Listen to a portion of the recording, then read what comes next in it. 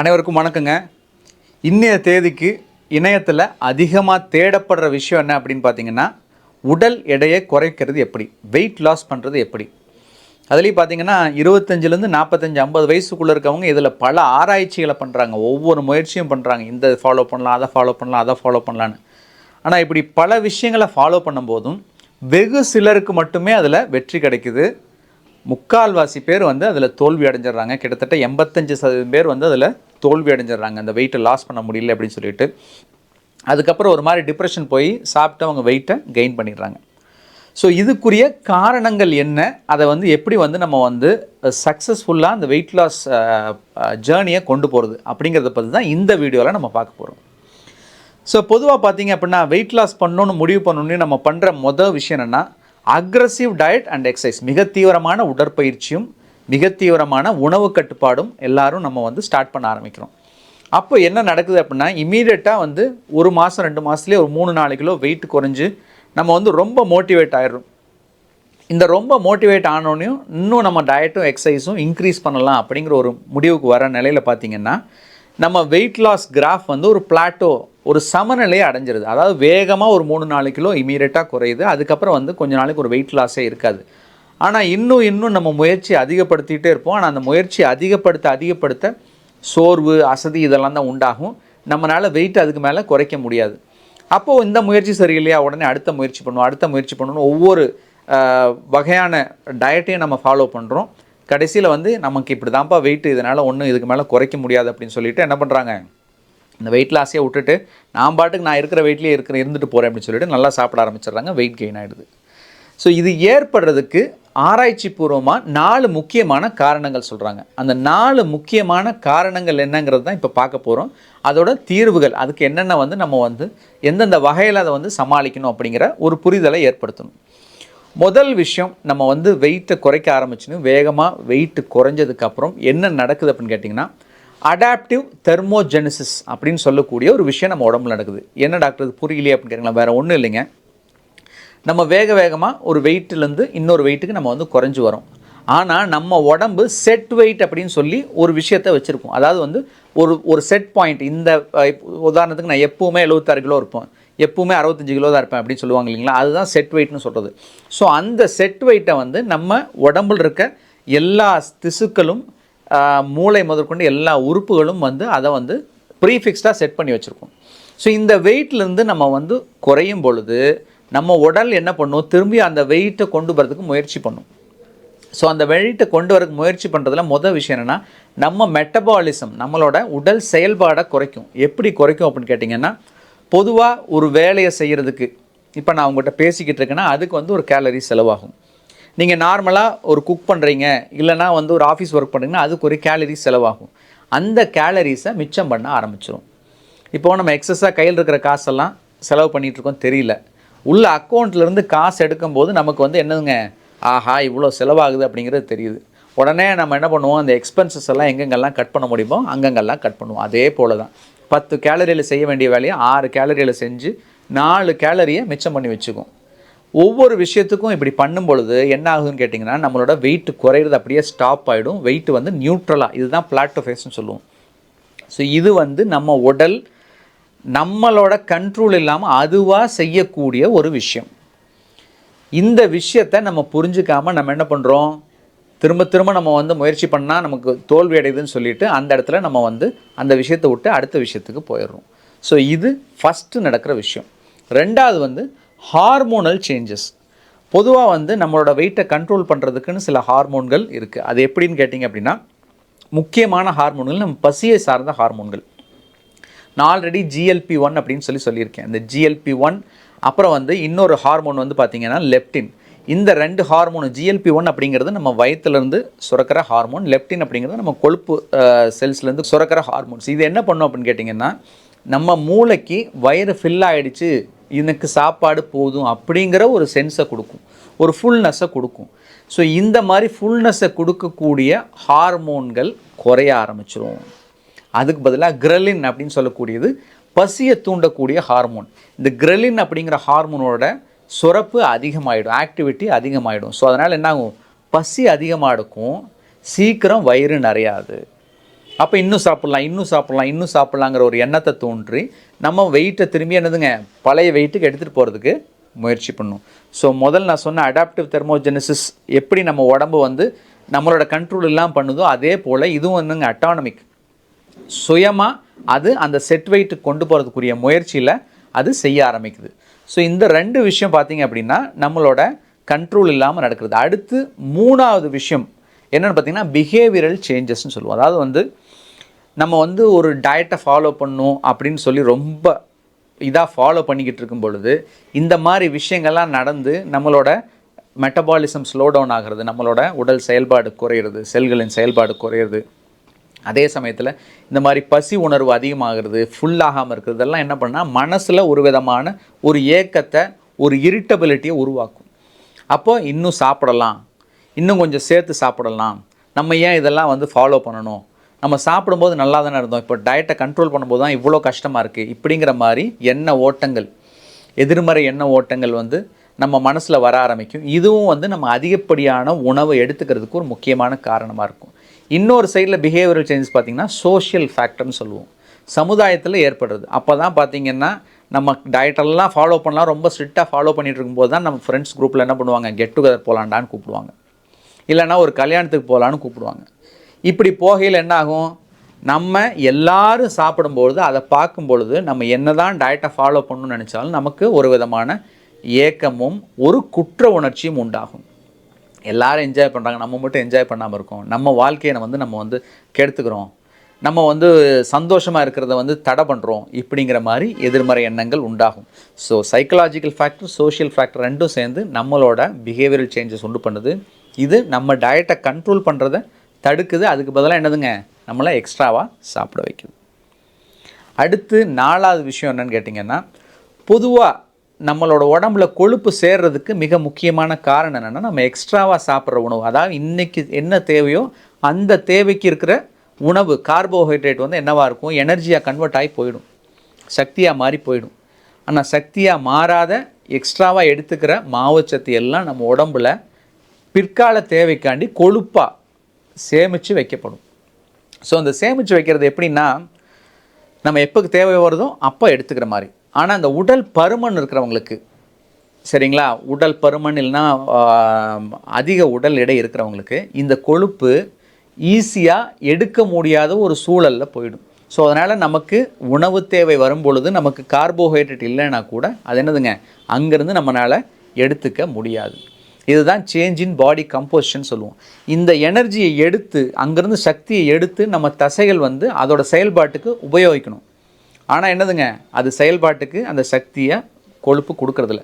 ரொம்ப சிம்பிளாக சொல்லணும்னு வச்சுக்கோங்க, நம்ம சேமித்து வைக்கும் பொழுது நார்மலாக ஒரு சேவிங்ஸ் அக்கௌண்ட்டில் இருக்குது அப்படின்னா நம்மளால் ஈஸியாக எடுக்க முடியும். கரண்ட் அக்கௌண்ட்டில் இருக்கிறது கண்டிப்பாக எப்போவுமே ஈஸியாக எடுக்க முடியும், சேவிங்ஸ் அக்கௌண்ட்டில் இருக்கிறது ஈஸியாக எடுக்க முடியும். ஆனால் ஒரு ஃபிக்ஸட் டெபாசிட்டோ இல்லை ரெக்கரண்ட் டெபாசிட்டோ போட்டால் என்ன பண்ண முடியும், அதை இமீடியட்டாக நம்மளால் எடுக்க முடியாது. அதுக்குன்னு ஒரு கால அவகாசம் பொறுமையாக இருக்க வேண்டியிருக்கும். இதுவும் இல்லாமல் சில பேர் ரியல் எஸ்டேட்டில் இன்வெஸ்ட் பண்ணி வைக்கிறாங்கன்னு வச்சுங்க, நினச்ச நேரத்தில் காசு வருமா, கிடைக்காது. அதே போல் தான் என்னதுங்க இந்த கொழுப்பு அதிக உடல் எடை ஆகும்போது அந்த சேமிக்கப்படுற கொழுப்பு எல்லாமே வந்து உடனே நம்மளோட தேவைக்கு பிரயோஜனமான ஒரு வகையில் இருக்காது. அப்போ நீங்கள் என்ன தான் நீங்கள் டயட்டை ஃபாலோ பண்ணாலும் அதை எளிதில் கரைச்சி எடுக்க முடியாது, திரும்ப திரும்ப நம்மளை சாப்பிட தான் வைக்கும். தசைகள் சோர்வடையும் போது நமக்கு ஒரு வலுவிழந்த ஒரு அமைப்பாக இருக்கும், நம்மளால் எந்த வேலையும் செய்ய முடியாது. அப்போ நேச்சுரலாக உணவு சாப்பிட்டோன்னு நல்லா இருக்குன்னா நம்ம உணவு சாப்பிட்றதுக்கு போயிடுவோம். ஸோ இந்த 4 விஷயங்கள் தான் மிக முக்கியமாக நம்மளோட வெயிட்டை குறையாமல் இருக்கிறதுக்கு காரணங்கள். முதல் விஷயம் அடாப்டிவ் தெர்மோஜெனிசிஸ், நம்மளோட செட் வெயிட்டை இது பண்ணுறதுக்கான மெட்டபாலிசத்தை குறைக்கிறது. 2வது ஹார்மோனல் சேஞ்சஸ், நம்மளோட பசி ஹார்மோனை அதிகப்படுத்தி நம்மளோட ஃபில்லிங் ஹார்மோனை குறைக்கிறது. 3வது நம்மளோட பிஹேவியர் சேஞ்ச், சைக்கலாஜிக்கலாக நமக்கு ஏற்படுற மனசோர்வு, உணவு குறைக்கிறதுனால ஏற்படுற மனசோர்வு. 4வது விஷயம் வந்து நம்ம சேஞ்ச் இன் பாடி கம்போசிஷன், அதாவது நம்ம உடம்புல இருக்கிற கொழுப்பு எளிதில் கரைய முடியாத ஒரு சூழலில் இருக்கிறது. ஸோ இந்த 4 விஷயங்கள் நம்ம வெயிட்டை குறைக்கக்கூடாது அப்படின்னு சொல்லி திரும்பியும் பழைய வெயிட்லேயே கொண்டு போய் நிறுத்தக்கூடிய எல்லா முயற்சியும் செய்யும். சரி, இது எப்படி ஓவர் கம் பண்ணுறது, இதுக்குன்னு ஒரு தீர்வுகள் இல்லையா டாக்டர் அப்படின்னா கண்டிப்பாக. ஏன்னா வந்து நான் முன்னமே சொன்னேன், ஒரு 15% பேர் நிச்சயமாக அவங்க என்ன வந்தாலும் முயற்சி பண்ணி திரும்பியும் வந்து அந்த வெயிட் கெயின் ப்ராசஸை கண்டினியூ பண்ணுறாங்கன்னு. ஸோ அவங்கெல்லாம் என்ன செய்கிறாங்க அப்படின்னு கேட்டிங்கன்னா, ஃபஸ்ட்டு நம்ம ஃபாலோ பண்ண வேண்டிய விஷயம் கிராஷ் டயட்ஸ் அப்படிங்கிற மாதிரி விஷயங்களை நம்ம வந்து இது பண்ணணும். அதாவது எக்ஸ்ட்ரீம் டயட்டுக்கு எடுத்தோன்னே ஸ்டார்ட் பண்ணுறது. இப்போ 4000 5000 கேலரிஸ் இருக்குன்னா உடனே வந்து நான் 1500 கேலரி தான் என்னோடய உணவு, நான் உடனே 1500 கேலரி குறைச்சிட்றேன் அப்படின்னு சொல்லி நீங்கள் குறைச்சிங்க அப்படின்னா இந்த மாதிரி மாற்றங்கள் வரும். அப்போது கிராஜுவலாக ஸ்லோவாக அதை குறைக்கணும். எப்படி ஒரு 500 கேலரி, இப்போ வந்து 4000 கேலரி அப்படின்னா ஒரு 500லேருந்து 750 கேலரி இனிஷியலாக வந்து குறைக்கலாம். இல்லை 3000 2500 தான் எடுத்துகிட்டு இருக்கீங்கன்னா முதல் ஒரு 500 கேலரிஸ் வந்து ஃபஸ்ட்டு குறைக்கணும். அது ஓரளவுக்கு நமக்கு செட் ஆனதுக்கு பிறகு அதுக்கப்புறம் மறுபடியும் அதிலிருந்து கொண்டு போகணும். ஸோ இதுக்கு என்னென்னா ஒரு கோல் வச்சுக்கணும். நம்ம வந்து 1 மாதம் 2 மாதத்துக்கு இதை ஃபாலோ பண்ணுவோம், அடுத்த 2 மாதத்துக்கு இதை விட நம்ம வந்து கொஞ்சம் குறைப்போம். அப்படி வந்து கிராஜுவலாக கொண்டு போகும்போது இந்த மாற்றங்கள் ஏற்படுறதை நம்ம நிச்சயமாக தவிர்க்க முடியும். ரெண்டாவது விஷயம் வந்து நம்ம உணவை குறைக்கிறோம் அப்படிங்கிற பேரில் நான் முன்னாடியே ஒரு வீடியோவில் சொல்லியிருக்கேன், நம்ம எல்லாத்தையும் குறைச்சிட்டோம், நான் இவ்வளோ சாப்பிட்ருந்தேங்க இப்போ இவ்வளோ தான் சாப்பிட்றேன் அப்படின்னா நிறைய பேர் சொல்கிறது கேள்விப்பட்டோம். அப்படின்னா உடம்பு ஏற்றுக்காது, ரீப்ளேஸ் பண்ணணும். ஸோ குறைக்க வேண்டியது எதுனா மாவுச்சத்தை நம்ம குறைக்கணும், அதுக்கு பதிலாக புரதச்சத்தும் நார்ச்சத்தும் நிறைய ரீப்ளேஸ் பண்ணணும்.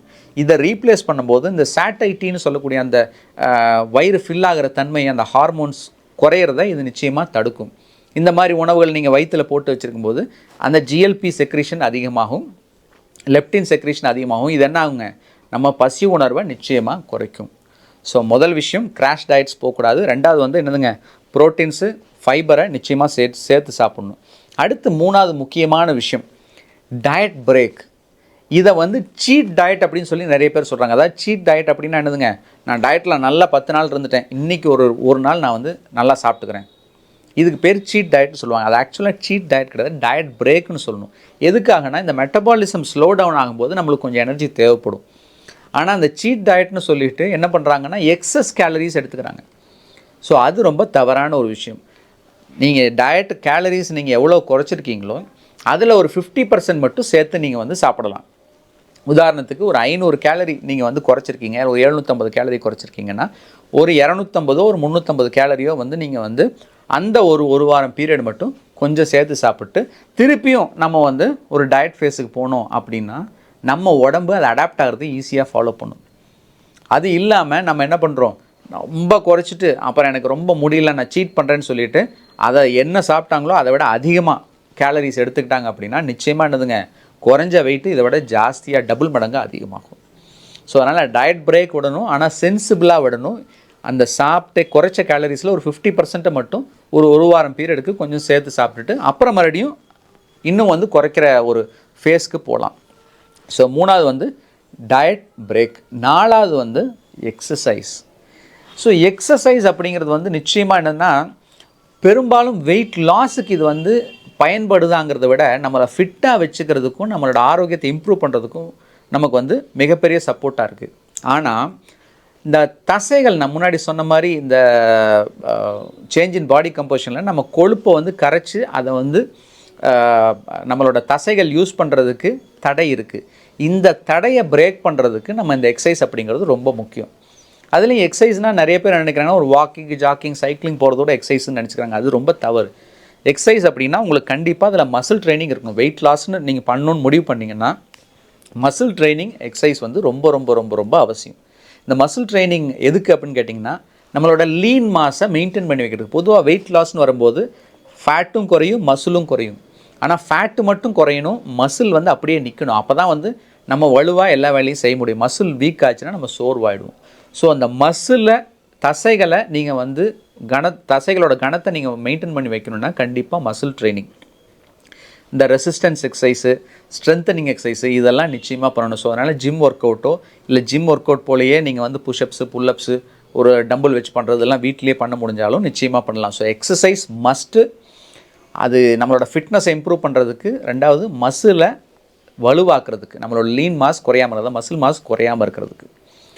அடுத்து கடைசி ரொம்ப ரொம்ப முக்கியமான விஷயம், வெயிட் லாஸ் பண்ணணும்னு நினச்சிங்கன்னா நல்லா தூங்குனா வெயிட் ஏறிடும்னு ஒரு தப்பான ஒரு விஷயம் இருக்குது. உண்மையிலேயுமே என்னதுங்க, வெயிட் லாஸ் பண்ணுறவங்க அவங்களோட தூக்கத்தை கரெக்டாக வச்சுருந்தா தான் நீங்கள் என்ன டயட் ஃபாலோ பண்ணாலும் என்ன எக்ஸசைஸ் நீங்கள் பண்ணாலும் உங்கள் வெயிட் வந்து அந்த குறையறக்கூடிய ஒரு கட்டத்துக்கு வரும். அது இல்லாமல் இதை ரெண்டையும் பண்ணிவிட்டு நான் தூக்கத்தை கெடுத்துட்டு இருந்தீங்கன்னா கண்டிப்பாக என்னதுங்க வெயிட் லாஸை நீங்கள் வந்து கன்டினியூ பண்ண முடியாத, வெயிட் அப்படியே தான் நிற்கும். ஸோ இந்த 4 ப்ராப்ளத்துக்கு உரிய சொல்யூஷன் அப்படிங்கிறது தான் இந்த 5 விஷயம். கண்டிப்பாக கிராஷ் டயட்ஸ் அவாய்ட் பண்ணுங்கள். கிராஜுவலாக கொஞ்சம் கொஞ்சமாக டயட்டை இன்க்ரீஸ் பண்ணுங்கள். அடுத்தது வந்து ப்ரோட்டீன்ஸு, ஃபைபரை சேர்த்து சாப்பிடுங்க. 3வது டயட் பிரேக் கொடுங்க. டயட் பிரேக் ரொம்ப முக்கியம். சீட் டயட்டாக இருக்கக்கூடாது. நீங்கள் எவ்வளோ கேலரிஸ் குறைச்சிங்களோ அதில் 50% மட்டும் கொஞ்சமாக சேர்த்து ஒரு வாரத்துக்கு சாப்பிடலாம். அதுக்கடுத்து எக்ஸசைஸ் அப்படிங்கிறது முக்கியம். வெறும் வாக்கிங், ஏரோபிக் எக்ஸசைஸ் மட்டும் பத்தாது. நிச்சயமாக மசில் ஸ்ட்ரென்தனிங்கும் ரெசிஸ்டன்ஸ் எக்ஸசைஸும் அவசியம். 5வது மிக முக்கியமான விஷயம் தூக்கம். ஸோ இந்த 5 விஷயத்தை நீங்கள் ஃபாலோ பண்ணிங்க அப்படின்னா நான் முன்ன சொன்ன 4 பிரச்சனையும் ஓரளவுக்கு நம்மளால் சரி பண்ண முடியும். இது எல்லாத்துக்கும் விட ரொம்ப முக்கியமான ஒரு விஷயம் என்னென்னா, வெயிட் லாஸ் பண்ணணும் அப்படின்னு நீங்கள் முடிவு பண்ணிட்டீங்க, அதுக்குரிய முயற்சியை நீங்கள் தொடங்குறீங்க அப்படின்னாலே மனதிடத்தை அதிகப்படுத்திக்கங்க. ஏன்னா வந்து நிறைய தடைகள் வரும். வெளியிலேருந்து எக்ஸ்டர்னல் ஃபேக்டர்ஸ், நான் சொன்ன மாதிரி வந்து நண்பர்கள், ஃபேமிலி மூலமாகவும் நிறைய தடைகள் வரும். அவங்களும் ஏதாவது ஒன்று நெகட்டிவாக சொல்லியிருப்பாங்க, இப்படி பண்ணாத, இப்படி பண்ணக்கூடாது, திடீர்னு இப்படி குறையக்கூடாது, இப்படிலாம் சொல்லுவாங்க. இன்னொரு பக்கத்தில் பார்த்திங்கன்னா நம்ம உள்ளே இருக்கிற உடல் பண்ணக்கூடிய மாற்றங்களும் வந்து நம்மளுக்கு எதிராகவே இருக்கும். ஒரு சோர்வை ஏற்படுறது, ஒரு டிப்ரெஷனை கொடுக்கறது, நம்மளால் வேலை செய்ய முடியாமல் இருக்கிறது, இது எல்லாத்தையும் ஓவர் கம் பண்ணுறதுக்கு நீங்கள் மனதிடமாக இருந்தால் நிச்சயமாக இதை ஓவர் கம் பண்ண முடியும். ஸோ உடல் எடை குறைப்பது அப்படிங்கிறது நிச்சயமாக சாத்தியமான ஒரு விஷயம். சரியான முயற்சியை முயன்றால் இது சாத்தியம். இந்த வீடியோ நிச்சயமாக பலருக்கும் தேவைப்படுற ஒரு விஷயமா இருக்கும்னு நினைக்கிறேன். அப்படி தேவைப்படும் நினச்சிங்கன்னா மற்றவங்களுக்கும் ஷேர் பண்ணுங்கள். இது வரைக்கும் நம்ம சேனலை சப்ஸ்கிரைப் பண்ணாதவங்க நிச்சயமாக சப்ஸ்கிரைப் பண்ணுங்கள். அடுத்த வாரம் மீண்டும் ஒரு ஆரோக்கிய விழிப்புணர்வு விஷயத்தோடு சந்திப்போம். நன்றி, வணக்கம்.